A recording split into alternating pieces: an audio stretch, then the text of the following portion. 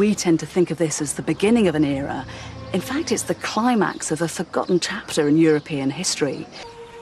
In the year 711 AD, Muslim forces invaded Spain and created a society so rich and so powerful, it was the envy of the known world.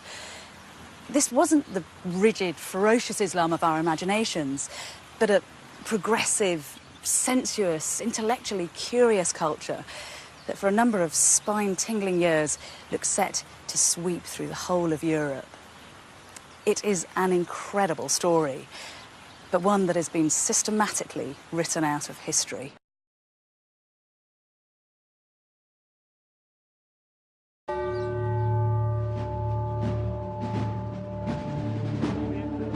After the Catholic monarchs took over the city of Granada, they began to destroy all evidence that the Muslims had ever been in Spain. These people have become known as the Moors.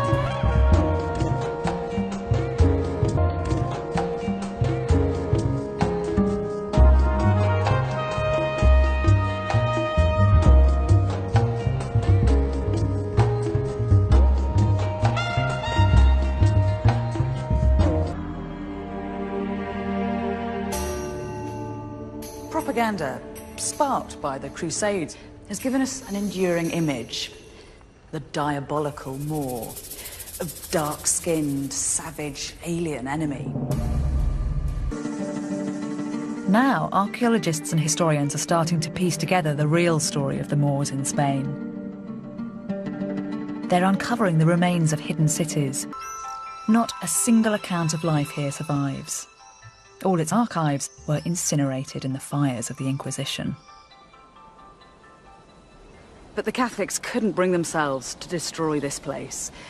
The Alhambra is one of the wonders of the medieval world.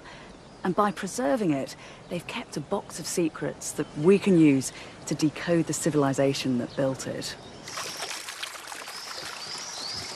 Inside the palace walls, the architecture is breathtaking.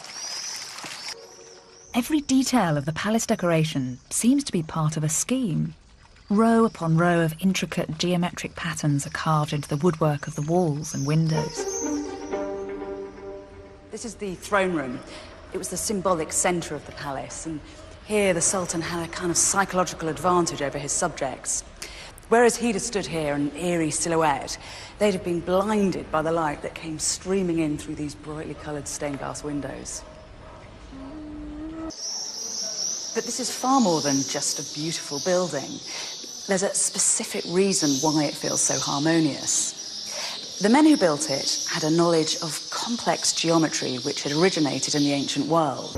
The Alhambra is so enchanting, it's all too easy to view it as a fairy tale palace, isolated from history. But that is romantic nonsense. This palace was the product of a very real, very gritty history. The Alhambra was built by a religious empire which, at the pinnacle of its power, dominated land from China to Africa. An empire which had the wealth and intellect to build such masterpieces.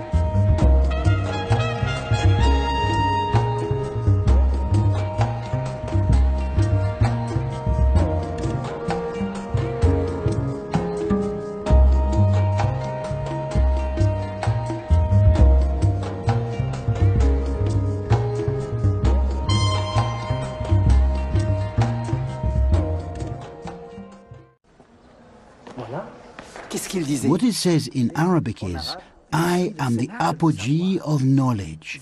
Come, you Muslims. Come and learn, because with knowledge you can become what you want to be. They were well versed in using the stars as guiding devices. This developed into a very sophisticated study of astronomy. Then with the establishment of Islam, that knowledge was applied in a new way. Whenever a mosque was built, the prayer niche had to be orientated in direct relation to Mecca, and there were a number of religious festivals that had to fall on certain days in the lunar year. These were complex mathematical problems for which the Muslims devised precise solutions. Islam became a culture which naturally embraced scientific and mathematical investigation. This uninhibited attitude towards learning meant that when Muslims encountered the teachings of other cultures, they seized upon them vigorously. From the Bronze Age onwards, there'd been a constant exchange of artifacts and information all across the Eastern Mediterranean. And in fact, a number of Greek ideas stem from Eastern and Egyptian influences. This little stretch of water between Spain and Morocco is only 9 miles wide, but it's come to represent some kind of cultural chasm between Europe and Africa. But in the 8th century, when sea travel was the way to get around, that wasn't a barrier, it was a highway. In July 711, 7,000 Berber tribesmen stormed across the Straits of Gibraltar and invaded Europe. The Muslims then began an incredible process of expansion. In just 4 years, they'd colonised almost the whole of Spain, had crossed the Pyrenees, and were only halted at Poitiers in France. The Muslims started to build a new society. The enthusiasm for learning that the Islamic world had spent years nurturing was about to be transmitted to Europe. This is the secret of how such a great civilization came to be born. The foundations of a new society had been laid. A self-confident, progressive and sophisticated civilization had arrived among the failing states of Europe. And the continent's history was about to be transformed.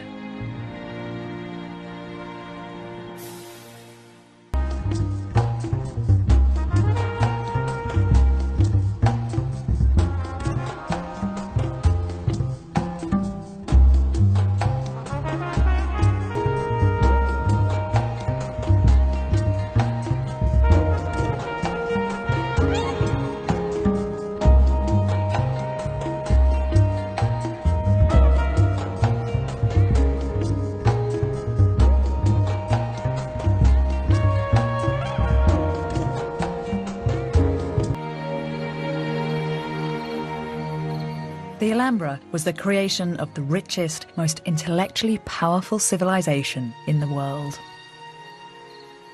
The roots of this cultural and religious explosion lie not in Spain, but in the deserts of...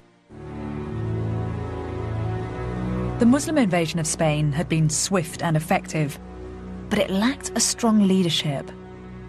The first wave of invaders were North African tribesmen. His mother had been from North Africa, and Abd al-Rahman must have grown up hearing tales of Al-Andalus. And so he made a dangerous journey across the Nile and the deserts of Egypt, heading for those distant lands.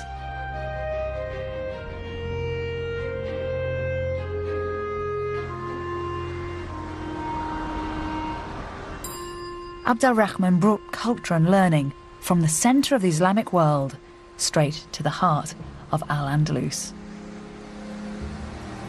When Abd al-Rahman arrived in Spain, he came here to Cordoba, where the city was in complete disarray.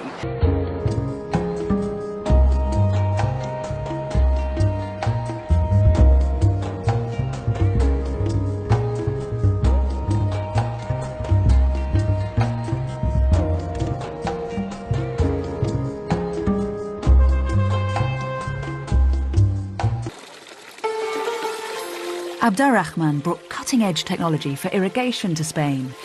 Almost immediately, the landscape was transformed.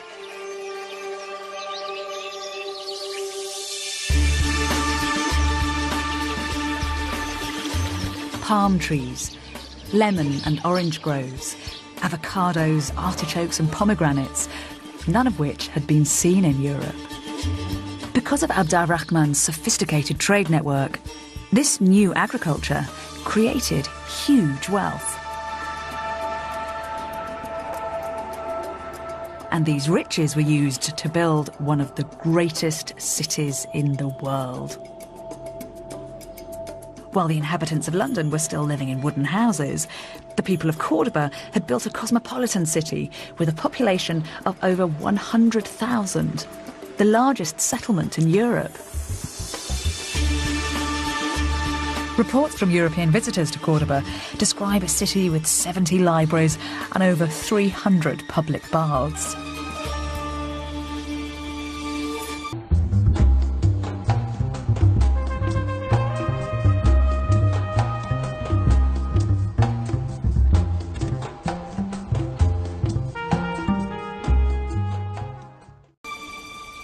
The accounts tell of houses with running water and roads illuminated by streetlights. You often have to take medieval sources with a fairly substantial pinch of salt because chroniclers were extremely fond of exaggeration. But in fact, the new excavations here at Cordoba are actually revealing a city that was just as rich as the one that they described. These monumental palace walls belong to a Muslim aristocrat, and this channel over here is part of the water system that brought Cordoba its famously effective sewage works, as well as the fountains and the baths that so impressed all those European visitors. Cordoba was described by a 10th century German visitor as the ornament of the world. Abd al-Rahman built Cordoba on top of what had been one of the largest cities in Roman Spain, outshining all that went before. And his greatest achievement was this: the Great Mosque of Cordoba.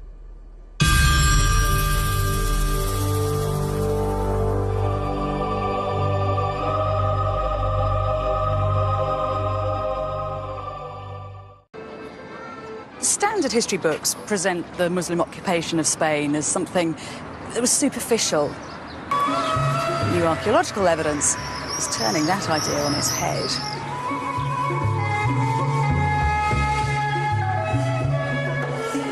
All over Spain, cities like Cordoba were established. Even Madrid.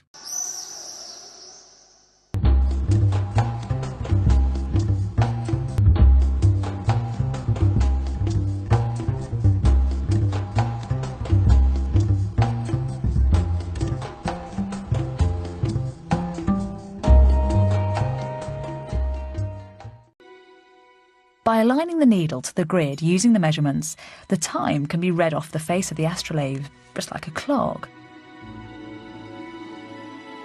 The astrolabe enabled nighttime navigation, which helped to advance sea travel, and this in turn set the stage for the coming era of worldwide exploration and discovery.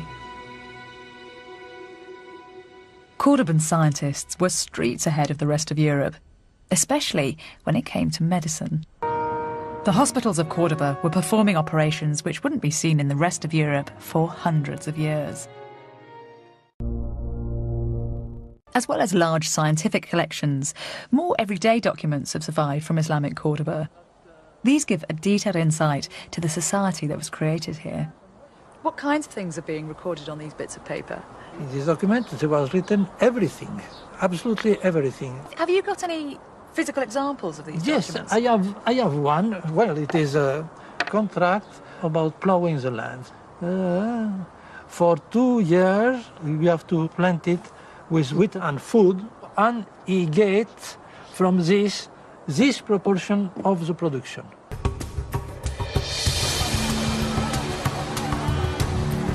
Every piece of evidence from Cordoba adds to the picture of a civilized and highly sophisticated city. It had medical centres, an organised legal system, and libraries full of academics and scientists working on ideas which were light years ahead of anything else in Europe.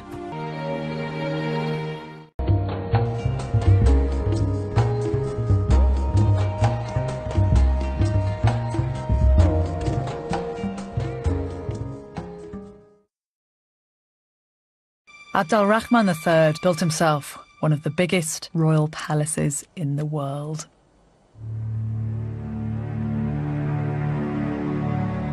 While the English kings of the same period were living in modest wooden halls, Abd al-Rahman III needed 10,000 workmen to construct this enormous palace complex, which was decorated with African white marble.